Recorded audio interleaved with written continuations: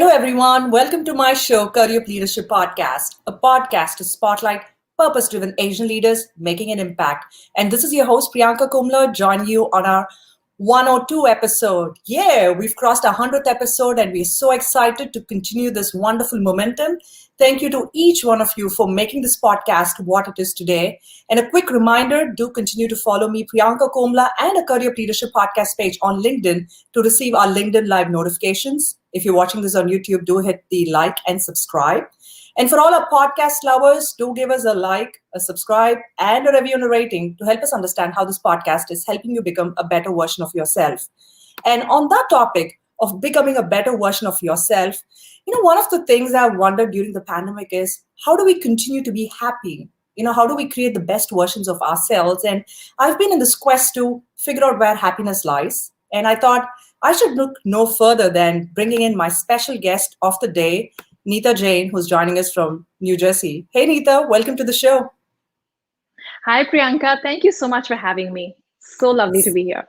Such a pleasure to have you, Neeta. And Neeta is one of those admired women who's focused on health and wellness. So let me give you a bit of background as to who she is and why you should be listening to this show. So Neeta started as a technologist, like what most of us Asians do. So she's a technologist by trade, but is now a health coach and an online wellness entrepreneur by passion. Her 13-year corporate career in America included more recently working as a product manager at Amazon. She's now on a mission to create a safe space for immigrants, international, and women globally as they transform into their healthiest and strongest themselves. Such a pleasure having you on the show, Neeta, and I'm excited to know how do I be happy, by having this session with you. And in this next hour, I'm going to figure out a lot of in-depth, wellness tips and tricks. So, are you ready for it?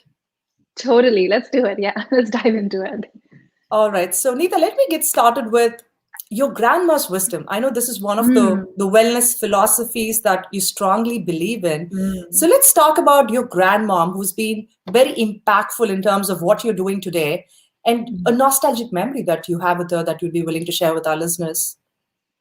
Sure. Yeah. So her Shakti, like you said, is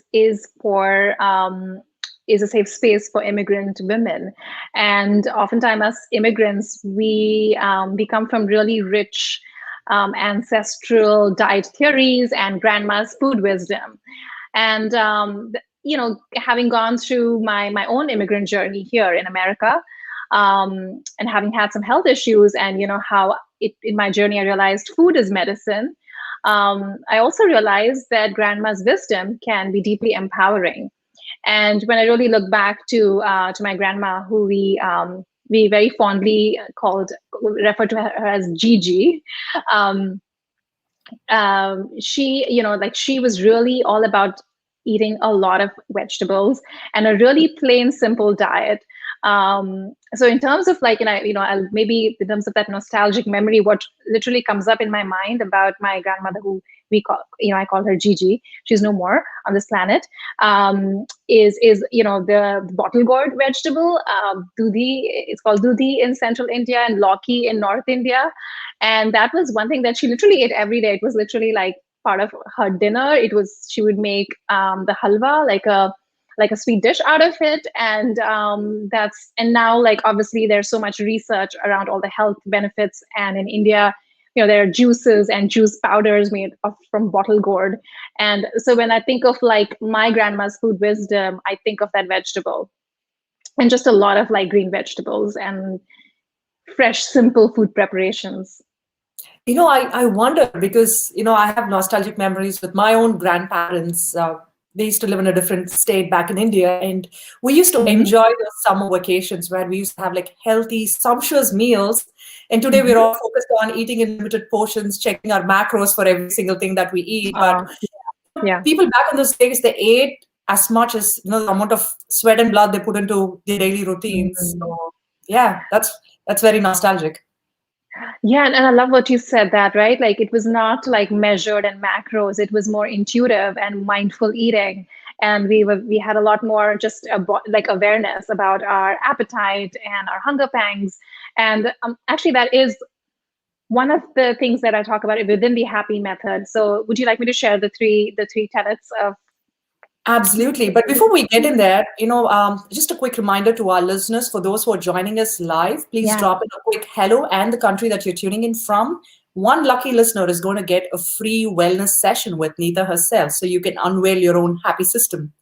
So, Neeta, before we delve into the wellness philosophy, I'm Mhm. curious about, as a wellness coach, how do you see happiness? How do you define happiness? It's so happiness is it's probably like the existential question that all of us human beings have and have always had since the beginning of time.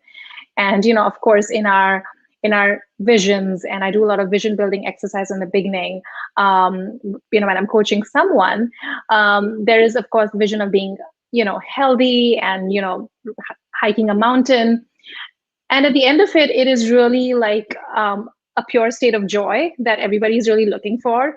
And it's, to me, the way I define happiness is being like really in alignment with your life's mission or your soul's purpose, and being in that state of flow where there's less friction, right? Like when you're in alignment with your strengths, your mission, your life's mission, you are in that state of joy. And to me, being in that alignment with your higher self is happiness. And in fact, what I use when I'm coaching is this wellness wheel, which is like what we call the circle of life. And it has different sectors, right? Varying from your satisfaction level with your job, your health, spirituality, finances. There's also a sector in that wheel called joy. And it's such a personal interpretation of it. But it's very interesting to see how much joy people have in their life. And it's oftentimes not in isolation, it's determined by all these other aspects and dimensions of our life, our relationships, our home environment, financial security, and like your joy with your satisfaction level, with your finances, with your career, with your education. Hopefully that One of helps. the Right. And thank you for sharing how you define your own happiness, because that's something that I'm always curious about, especially as somebody who has a view at a very higher plane, given you've mastered this field. Oh, I wouldn't say that, but thank you. So let me ask this to you, Neeta. As humans, why do we even need to be happy? Because we always hear this phrase that you have to be happy and be happy with what you have. I mean, can you interpret that feeling or that emotion for us? Yeah, I think, you know, that's such a good question, Priyanka. Because when my son is 4 years old, and I'm just thinking of like when we are born, our natural state is of happiness, right? Of course, we come out crying, but we're wired to be happy, and that's just our natural state of being. And there are other aspects, right? It could be illness, it could be a physical issue, or it could be an emotional or a mental issue that could come in the way of being happy and joyful. But that's really our natural state, and we always want to be in harmony with our natural state. So that's just always our quest. It's for us to get back into equilibrium, just like how our body is wired to be at 98.7 degrees Fahrenheit, like, and no matter what, our body just knows its natural state of homeostasis. Similarly, we are wired to be in that natural state of happiness, and we always seek that. That's very true. And, I keep wondering, kids are always happy and they don't need a reason to be happy. But we as adults, complicate situations and then try to find happiness out of all these. So true. So let's get So into true. your wellness philosophy. You have the Mhm. three tenets, and I know happy method is one aspect of it. So let us delve deeper into the wellness Yeah. philosophy that you believe in. Yes. So Harshakti's wellness philosophy that has, like you said, three tenets. The first one is the what I call the happy method, and what that means is that each one of us, is a unique expression in this universe. So no one diet and or one lifestyle is, like, we're not. There's no one size fits all. There's a unique happy method for each one of us, and that's where mindful, intuitive eating, like we were discussing about, like when you went to your grandparents' home and we intuitively ate and nourished ourselves with food, or with all these other aspects. And so it's about finding that unique system for yourself. and it could mean a unique way of moving, a way of eating. And so, like when you have these diet fads and of eating in a certain way or eliminating certain food aspects, it may not work for everybody. And so what I encourage people to do, and it's a big part of my coaching, is to help people find that personalized, custom, happy method for themselves. So that's number one. Number two is grandma's wisdom that we also spoke about slightly before, is that and because my mission is to empower immigrant women in corporate America, um, I really I really encourage my audience to like leverage their grandma's wisdom. And we all come from different parts of not just India, but different parts of the world. And we've eaten certain things. And then when we sort of, come immigrate into another country, the new foods or the new diet fads may take us away from our ancestral food wisdom. So the second one is like to really use your grandma's wisdom as one of your tools for well-being. And the third one is of being a whole person. So and I often say that if you are in a career that brings you no joy, or if say you're in a relationship or a marriage or partnership that is abusive in any way, then no amount of having a kale salad or that green juice is going to fix the underlying foundational problem. And so, and this is right when I was in the beginning of my own wellness journey. In fact, when I joined the nutrition school, when I quit my tech career, I actually joined the nutrition school to eat better. And the thing is, what I realized personally was that I was already eating really well. I've always been very conscious of my diet. I've been pretty active. My problem was stress management and some of like being burnt out in my career. And so oftentimes it's something else that we're trying, that we maybe wearing our being blinded to it. And so it's really about being a whole person and really evaluating yourself from on all these levels. And that's where that wellness wheel or circle of life comes in, which is like you look at yourself as a whole person, because everything is connected, just like how we are all connected. And 2020 was such a great reminder about that. Very well said, Neeta. You stressed out and burned out, which is some of the traits that we get accustomed to being part of the corporate world. So tell us a little bit more about, one takeaway, one advice that's worked very well for you to manage stress and burnout. Oh my goodness, there's so many things. So one thing is like a mindset shift that you could have, and the other thing is like, so one thing is internal, one thing is like actually doing something, right? Like if you were to move or dance or do yogic breath work, like we come from India, the land of yoga, if you could resort to pranayama, those are some good stress management techniques. The one thing though, the biggest one is to know your strengths and passions. A lot of stress and anxiety comes about when we're not in alignment with who we truly are. And now that's a big one, right? Like it's much easier to go for the dance class and to go for to do, of course, I definitely encourage everybody to do yogic breath work. That's however temporary, but I mean, I think of like the mindset, like knowing your strengths and living in alignment with your strengths as much as possible would get you in that state of joy and not in that state of stress. So, like I see as immigrants, a lot of us are in careers that are very stressful also because they're not passionate about it, or it's not in alignment with our unique strengths. So that would be like a big one, but I know it takes time to figure that out. That's very true. Finding alignment requires a lot of soul searching. You got to look inwards to figure out what exactly makes you happy. It's not just the external factors, right? So I'm so glad you've aced that curve. Still in the process. But yeah, that would be the big one, the biggest of all. Thank you. So you spoke about creating a safe space for immigrant women, especially, once you pack your bags, move to a different country, and then you're trying to carve a life and a career. What is a recurring pattern that you see with a lot of people that you meet from the immigrant community? What kind of challenges that you see as a recurring data pattern? So biggest part of my audience is women, and this was my own journey with like having moved geographically from being living very close to the equator to coming to the northern part of this hemisphere, like a huge shift in the climate, not just a geographical shift, led to a huge shift internally in my body in terms of hormones. So one of the things that is very common is hormone disruption. And that was my own journey in terms of having PCOS, polycystic ovarian syndrome, and having this long journey with infertility. And I talk about that on my platform.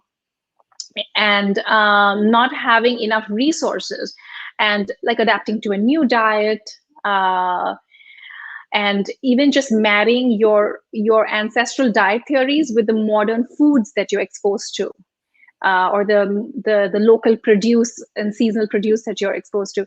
So what I see is this big shift in our hormones and our in our sort of bodies, which leads to different things, right? You could have something like PCOS, which I experienced. You could have like sudden weight gain. So that's something that's the most common one of the most common complaints that we hear. That's a very hard journey, and I'm so glad you're very open about some of the challenges that you face, because it's still a taboo in Yeah, some part of the society, sharing some of the vulnerabilities we as women go through different stages of our life. so true. And it's been a journey for me to even speak on a podcast like yours about it, because I would not before. I'm So it's so been, glad. I'm so glad you're bringing your raw, authentic persona, because that's what we love best about having amazing guests like you. aw. So when you look back at this journey, Neeta, what kept you going? Because you had to accustom yourself, from a wellness perspective, from a mindset perspective, and here you are as a nourished goddess. So tell Oh my us, goodness. tell us how this feels when you look back. Yeah, and I also want to, as thank you so much for your kind words, but I also want to, I always embrace this for myself and, talk about it to my clients, my friends, family, is that you could be a work in progress and a masterpiece at the same time. And, wellness is always a journey. As long as you're moving in the right direction, taking those small baby steps, you're good.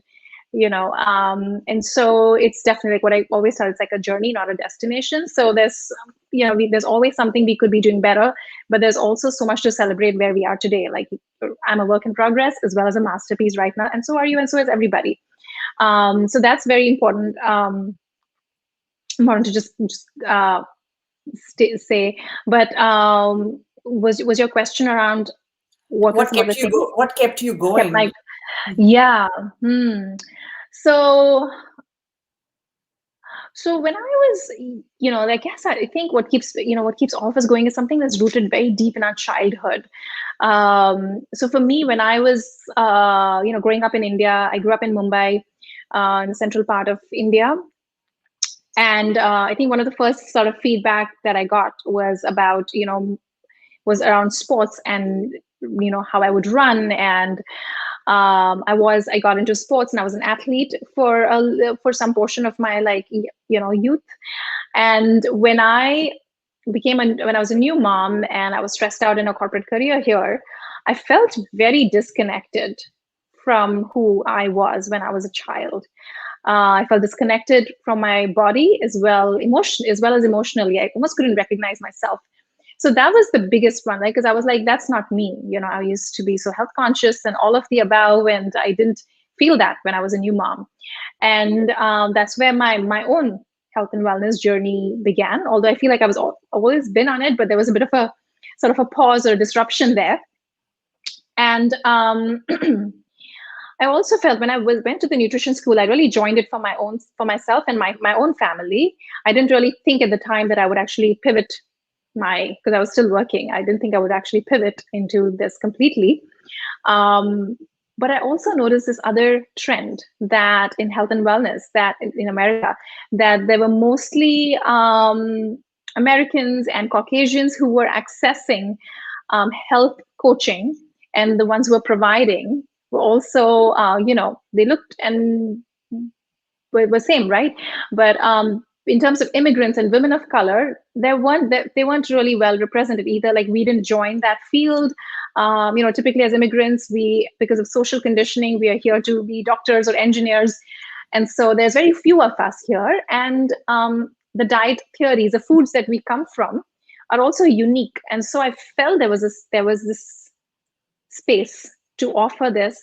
And like I felt like I had a few insights along my own health and wellness journey, and I just wanted to spread that message to a broader audience here. And that keeps me going even now. Like I feel like I have to walk my talk, and of course I have my own bad days, right? None of us are perfect, all our work in progress, right? And so, but because I feel that there is that gap and lack of representation for women of color and immigrant women here in the health and wellness space, I feel very called to fill that gap.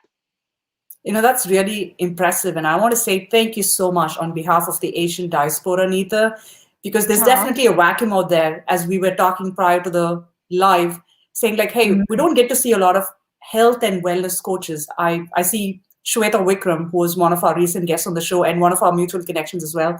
She's a Yes. fabulous woman, and she's into Yeah. wellness. And I see you. So there are a very handful of women who are really focused on elevating other women.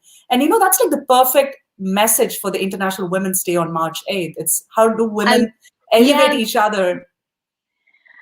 I was so excited, Priyanka, that it's such a good synchronicity that we're talking on March 7th, and tomorrow is International Women's Day, and we're talking about how all of us women are goddesses, right? In Shaktis, our own Shakti way. as I I call. know.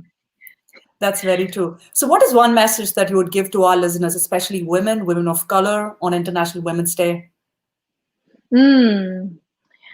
Oh my goodness, what's coming to me, and I guess it's really stemming from, the year of the pandemic, 2020, is really kindness to yourself, right? Like us women, in general, women, we are pretty hard on ourselves, as whether we are moms. There's that mom guilt. There's always it's a bit struggle, especially for us who come from India, where there's a lot more social conditioning. It's a little harder for women to just be a little more kinder to themselves. So I would say,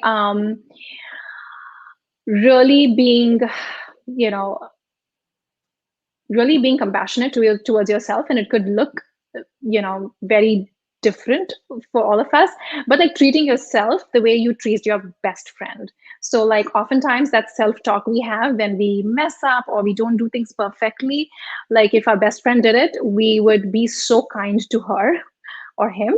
And so I would maybe keep that in mind, as because it's that self-talk that can really hold us back and really bring our energy down.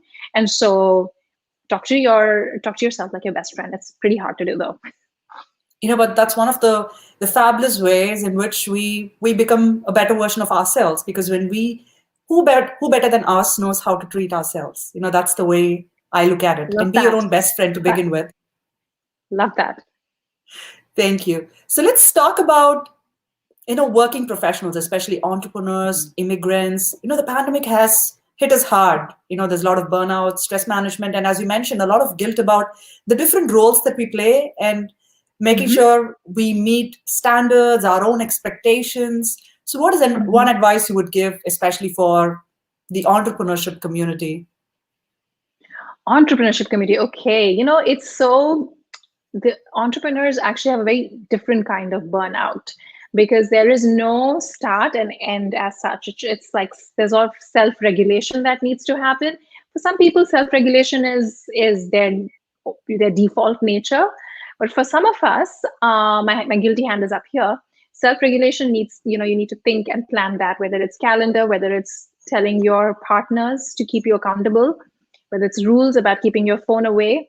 But what I'm trying to get to is really the sleep pandemic. Like that's like this lack of sleep and poor sleep hygiene would be something it's so sneaky, but and it's also not very glamorous to be sleeping, on time and sleeping 8 hours, right? Like there's no good Instagram story that can come out of it, right? Like you can post about your workouts, you can post about that beautiful food that you made. All of that is great.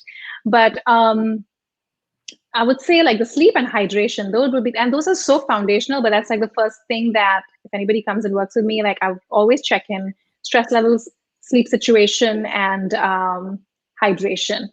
I would say those are hard for all of us. And with entrepreneurs, I feel the sleep thing becomes a little more challenging because of lack of self-regulation, because there's no structure and there's so much flexibility that you could suffer from the sleep issue a little more.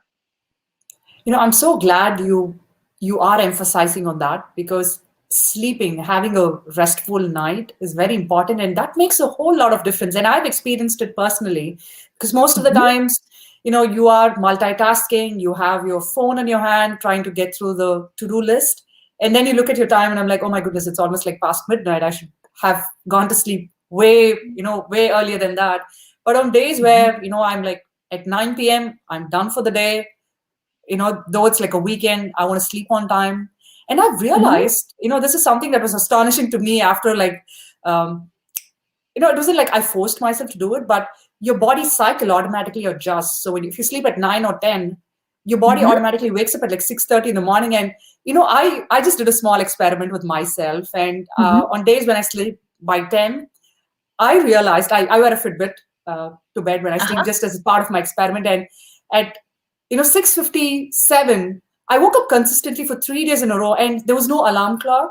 But I was Uh-huh. so surprised how my body was waking me up at that exact time. And then I realized there's so Mm. much of importance to sleep. I mean, I hear a lot from experts, but if you put it into practice, your body really picks it up so quickly.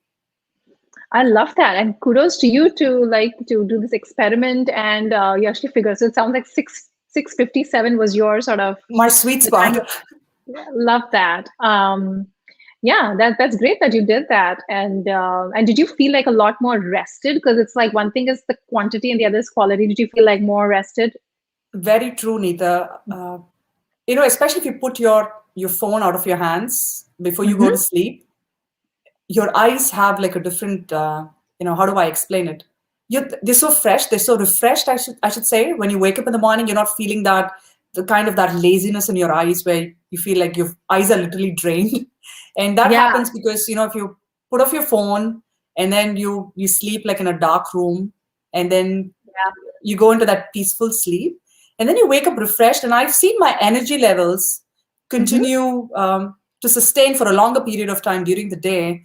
And on days where, for me, the challenge is I don't nap during the day. That's something that I've never done all my life. So all I have to wait for is like the end of the day, which is when I can put myself to a restful sleep. But it was interesting. And, the funny thing was like, these smartwatches track your sleep cycles. So I Mm-hmm. could actually see for the first time in my life the amount of time I went into a deep sleep, my REM sleep, the different stages through a chart. And I was really astonished, saying like, okay, I sleep well during a certain period of nights. And then before my body wakes up, I kind of flicker back and forth. So that was just an interesting observation I thought I'll share with my listeners. Love that. Yeah, yeah. There is the second wind of energy you could get if you don't get horizontal before 10 p.m. So what I recommend as part of sleep hygiene is, and you pointed to such good points, right? Like, darken the room, put that blue light device, which is our phone, maybe out of the room. What one could also do is go traditional. If you need an alarm clock, like get the traditional ones, so cheap, and you could get that and keep that phone maybe even outside your bedroom. That's one thing that I know a lot of us like, oh no, how can I even do that? Keep my phone outside my room.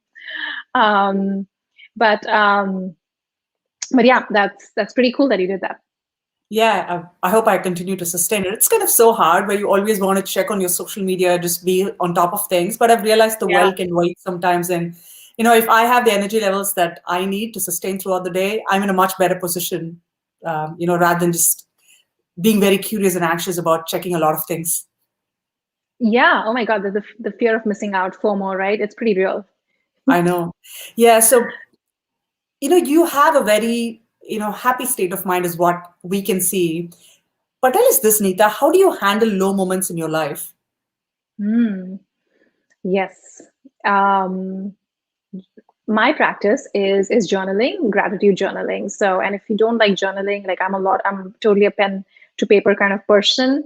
Uh, at least when I'm really low, like that's like what gets me out of it.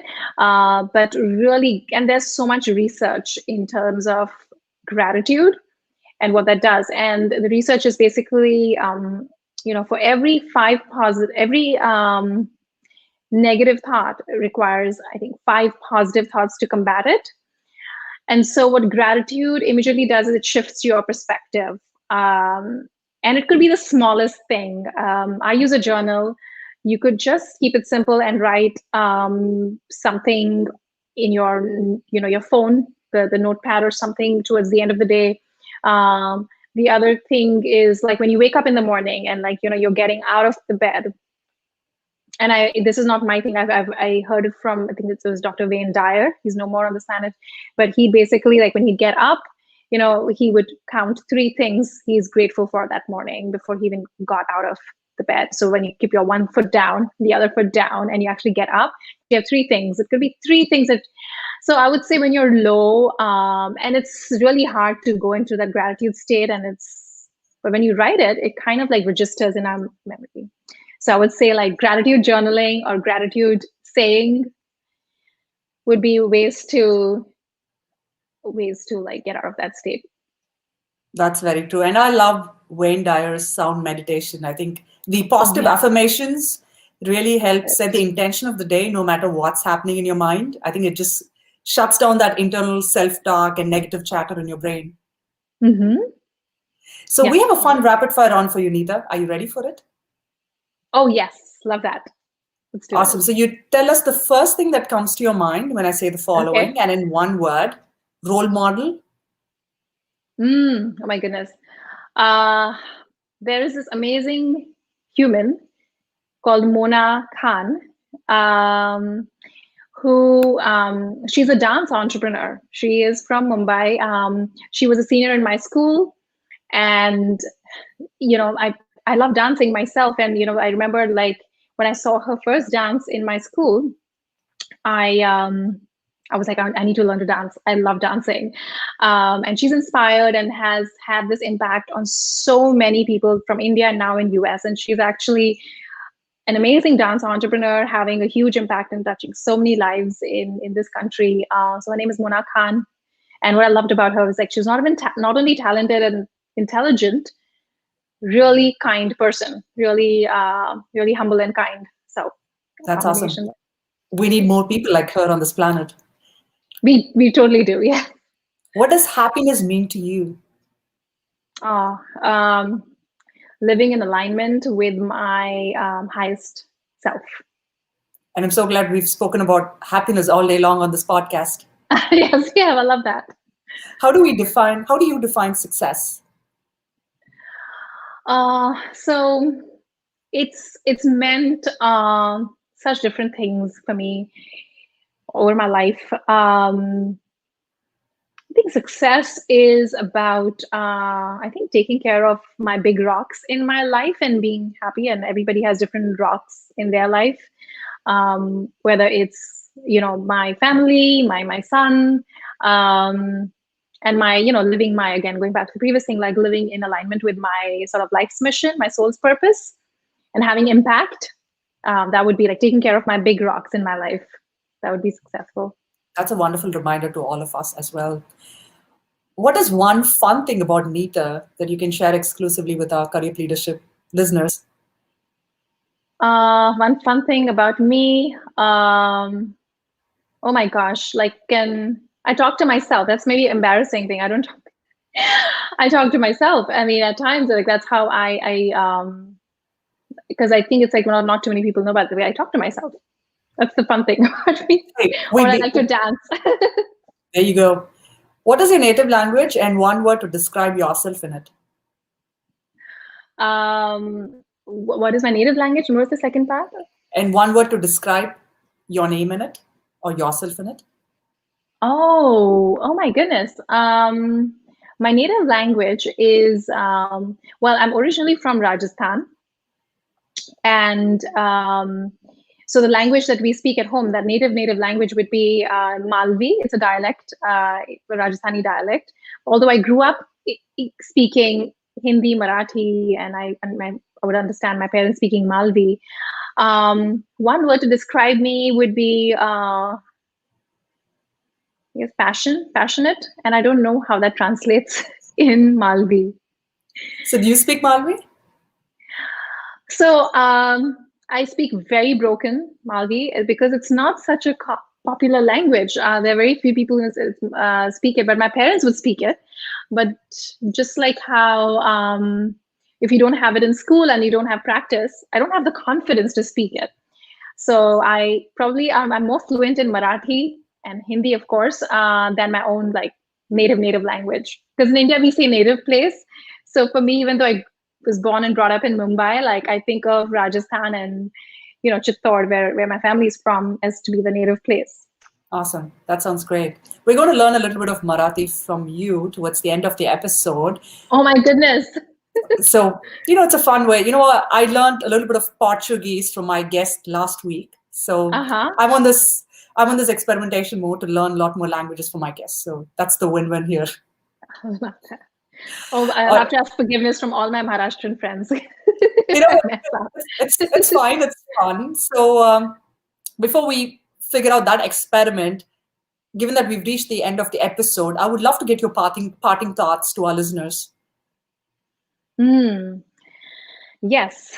Given that I am a wellness coach, I would say drink more water, sleep more, and just reflect on some of the favorite foods that your grandma ate or that she cooked for you that you enjoyed as in your childhood when you sort of visited her, or some of us had the luxury of living with our grandparents.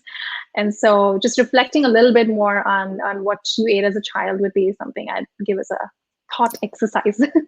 I love that. And to our listeners, this was the fun episode on how do you become happy with our wellness coach, Neeta Jain. But I'm going to leave you with 3 takeaways on our episode 102.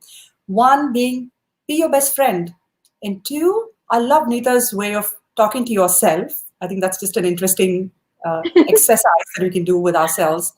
And 3, sleeping, exercising, whatever gives you happiness, internally and externally. Those are 2 ways. Journaling is another way. So sleeping, exercising, journaling, meditating. These are some quick ways in which you can start leading a better version of yourself. So I hope this episode is going to create a more impactful and an actionable way in which you can look at your life by some of the key takeaways that Neeta has shared with us. So thank you so much for joining, listeners. And we have the free mentoring sessions still up for grabs. So we're going to keep the lines open. And after the end of the episode, you can go to our YouTube or LinkedIn Live and look at the post and post a key takeaway. And we'll pick one live or a replay listener as part of our free mentoring session. Neeta, before I let you go, we're going to practice some Marathi here. So oh my goodness. We're going to ask our listeners to subscribe to Career Leadership Podcast, and why should they subscribe as well? So let's pick up a line and translate it to Marathi, and you're going to teach me that.